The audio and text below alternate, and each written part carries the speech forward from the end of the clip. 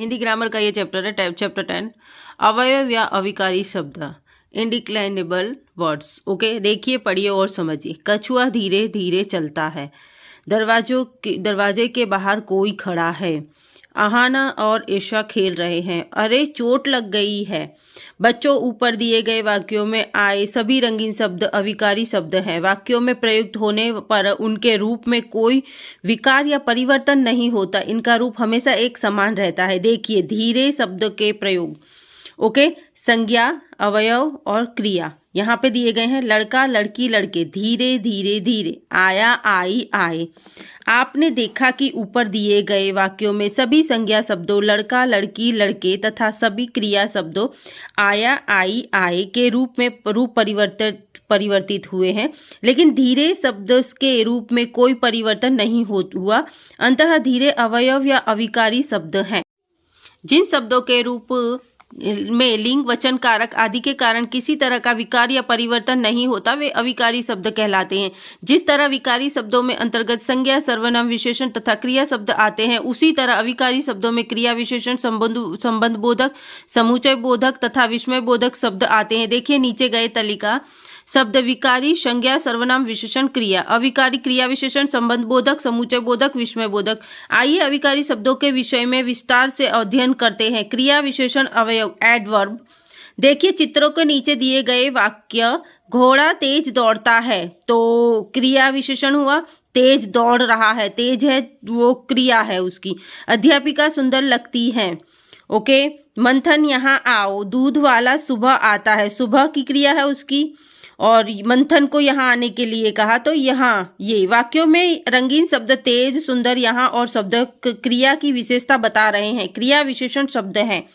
Okay, जो शब्द क्रिया की विशेषता बताते हैं वे क्रिया विशेषण शब्द कहते हैं। क्रिया की विशेषता मुख्यतः 4 प्रकार से बताई जा सकती है। क्रिया के घटित होने का स्थान बताकर, क्रिया के घटित होने का समय काल बताकर, क्रिया के घटित होने का तरीका या रीति बताकर तथा क्रिया घटित होने की मात्रा या परिमाण बताकर। इन्हीं आधारों पर क्रिया विशेषण के 4 भेद किए जाते हैं। क्रिया विशेषण के भेद। क्रिया विशेषण स्थानवाचक, कालवाचक, रीतिवाचक, परिणामवाचक। स्थानवाचक क्रिया विशेषण एडवर्ब ऑफ प्लेस। जिन क्रिया विशेषण शब्दों से क्रिया के घटित होने के स्थान की सूचना मिलती है वे स्थानवाचक क्रिया विशेषण कहलाते हैं। जैसे चारों ओर, तो चारों ओर हुआ, बाहर, ऊपर, नीचे, आगे, यहाँ, वहां आदि, ये सारे स्थान दर्शा रहे हैं, तो ये है स्थानवाचक क्रिया विशेषण। बच्चे बाहर खेल रहे हैं, कहाँ, बाहर, तो स्थान दर्शाया है। यात्री पेड़ के नीचे सोए हैं, तो नीचे, पेड़ के नीचे, तो स्थान आ गया। अस्पताल आगे है, तो आगे स्थानवाचक आ गया।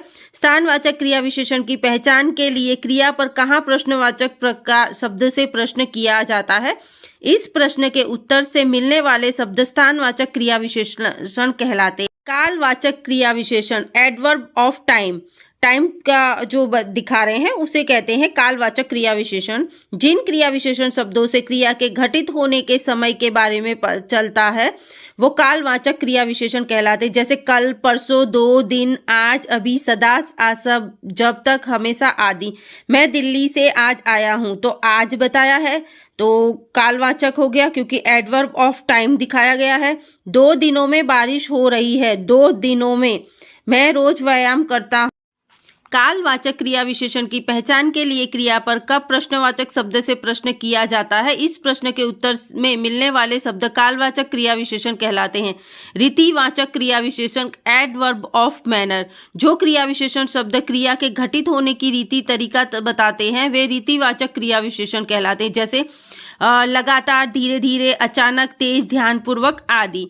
वह लड़का तेज दौड़ता है, तो उसने अपनी यहाँ पे रीतिवाचक एडवर्ब ऑफ मैनर दिखाया। ध्यानपूर्वक पढ़ना, उसने ध्यानपूर्वक पत्र पढ़ा। वह धीरे धीरे लिखता है, तो क्या आएगा, धीरे धीरे। रीतिवाचक क्रिया विशेषण की पहचान के लिए क्रिया पर कैसे प्रश्नवाचक शब्द से प्रश्न किए जाता है, इस प्रश्न के उत्तर में मिलने वाला शब्द रीतिवाचक क्रिया विशेषण है। परिमाणवाचक क्रिया विशेषण एडवर्ब ऑफ क्वालिटी। परिमाणवाचक का मतलब क्या होता है, क्वालिटी। जिन क्रिया विशेषण शब्द से क्रिया के परिमाण या मात्र नापतोल का संबंधी जानकारी मिलती है वे परिमाणवाचक क्रिया विशेषण कहलाते हैं। जैसे थोड़ी, कम, काफी, आधा, लगभग, खूब, बहुत, अधिक, बिल्कुल, इतना, ज्यादा, उतना आदि। गिलास में दूध आधा भरा है तो आधा क्या है, क्वांटिटी है उसकी, तो उसे कहते हैं परिमाणवाचक। ज्यादा बोलना अच्छा नहीं है, ज्यादा। ओके, परिमाणवाचक क्रिया विशेषण की पहचान के लिए क्रिया पर कितना प्रश्नवाचक शब्द से प्रश्न किया जाता है, इस प्रश्न के उत्तर में मिलने वाले शब्द परिमाणवाचक क्रिया विशेषण कहलाते हैं। हमने सीखा में हम देखेंगे जिन शब्दों के रूप वाक्यों में प्रयुक्त होने पर नहीं बदलता वे अवयव या अवकारी कहलाते हैं। क्रिया की विशेषता बताने वाले शब्द क्रिया विशेषण कहलाते हैं। क्रिया विशेषण 4 प्रकार के होते हैं: स्थानवाचक, कालवाचक, रीतिवाचक, परिमाणवाचक। क्रिया के घटित होने का स्थान बताने वाले शब्द स्थानवाचक क्रिया विश्लेषण कहलाते हैं। क्रिया के घटित होने के समय बताने वाला शब्द कालवाचक क्रिया विश्लेषण कहलाते हैं। क्रिया के घटित होने की रीति ढंग बताने वाले शब्द रीतिवाचक क्रिया विश्लेषण कहलाते हैं। क्रिया की मात्रा या नापतोल बताने वाले शब्द परिणामवाचक क्रिया विश्लेषण कहलाते हैं। आइए अभ्यास करें। मौखिक निम्नलिखित प्रश्नों के उत्तर दीजिए। क्रिया विशेषण किसे कहते हैं? तो हम यहाँ पे देखेंगे क्रिया की विशेषता बताने वाले शब्द को क्रिया विशेषण कहलाते हैं। दूसरा सवाल है हमारा, क्रिया विशेषण के कितने भेद हैं? प्रत्येक एक भेद उदाहरण दीजिए। तो यहाँ पे है क्रिया विशेषण के 4 भेद होते हैं: स्थानवाचक, कालवाचक, रीतिवाचक, परिमाणवाचक। और परिमाणवाचक क्रिया विशेषण क्रिया की किस विशेषता को बताते हैं?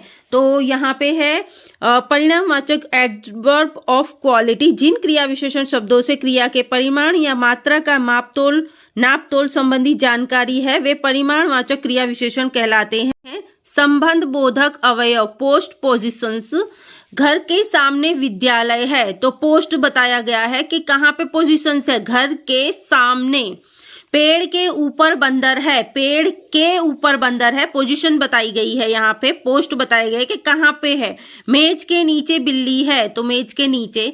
वाक्य में आए रंगीन शब्द के सामने, के, ऊपर तक के तथा नीचे एक संज्ञा बता रहे हैं, अतः ये संबंध बोधक शब्द है।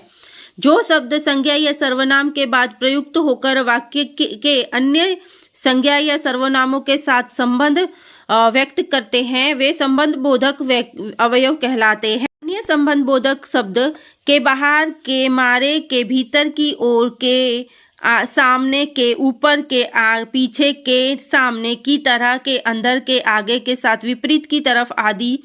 अब देखिए कुछ संबंध बोधक वाक्यों में प्रयोग। अजय बगीचे की ओर जा रहा है। अलमारी के अंदर कपड़े हैं। मेज के ऊपर पुस्तकें रखी हैं। कछुए के आगे खरगोश था। नेहा मम्मी के साथ बाजार गई। संबंध बोधक शब्दों का प्रयोग 3 प्रकार से किया जाता है: परसर्ग रहित, मित्रों सहित आजन्म आदि, वह मित्रों सहित बाजार जाएगा।